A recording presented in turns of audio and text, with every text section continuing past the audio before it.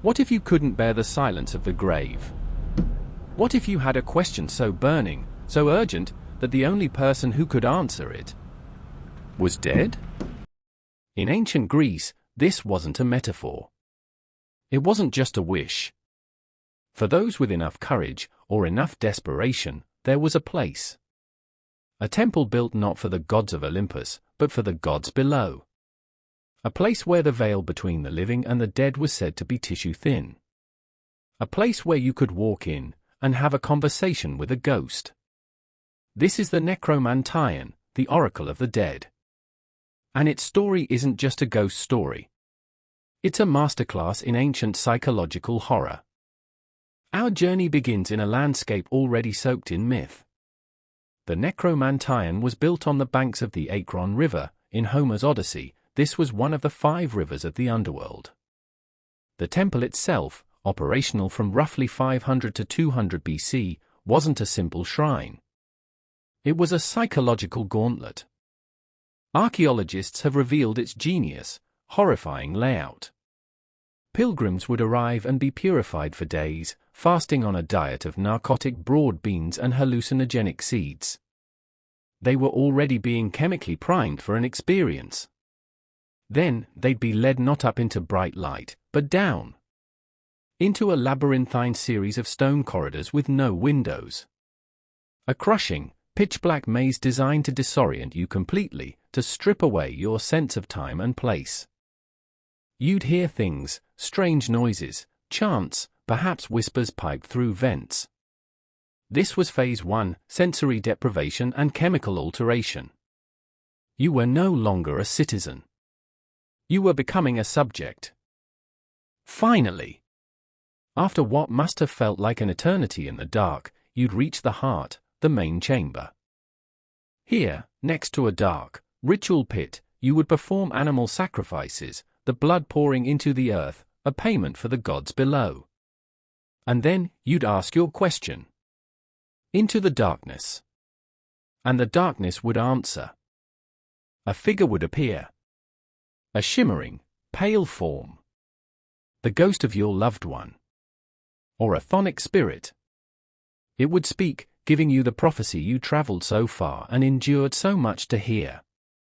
Was it real? Or was it the ultimate haunted house trick? Here's the historical horror. The chamber sits atop a network of hidden rooms and stone tunnels. Priests could move unseen.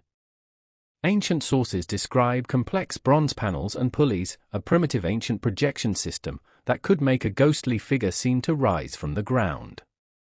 The air, heavy with incense and the fumes from the sacrificial pit, would have been thick and shifting. This was Phase 2, sensory overload and theatrical illusion. After days of fasting, drugs, and darkness, in a state of sheer terror and anticipation, your brain would be putty in their hands. You would see what they wanted you to see. So, was it all a fraud? A cruel scam? That's the modern assumption. But the ancient mind didn't see it that way. The horror of the Necromanteion is deeper than a simple priest-in-a-sheet trick. It was institutionalized, sanctioned terror. It was a place where the deepest human fears, the fear of death, the loss of a loved one, the uncertainty of the future, were not soothed, but instrumentalized. The priests weren't just conmen, they were gatekeepers. They controlled the narrative of the afterlife. They provided a terrifying, but definitive, answer to the question, what happens after we die? You could go, you could pay the price, and you could know. That's a power more terrifying than any ghost. It's why figures like Odysseus in myth, and possibly even historical Romans, were said to have journeyed here. They weren't seeking comfort.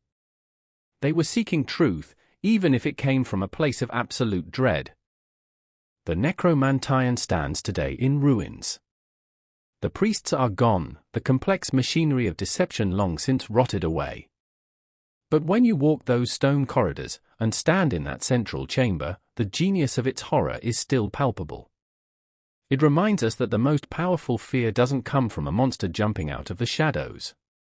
It comes from a journey we choose to take into the darkest places, both in the world and in our own minds, seeking answers we may not be prepared to hear.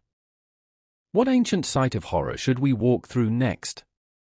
Let me know in the comments below. If you want to see how other cultures built their terrors, check out my video on the architects of fear right here. And if you're not yet a part of our community of history and horror enthusiasts, hit that subscribe button and ring the notification bell. We descend into the past's darkest corners every week. Until next time, tread carefully.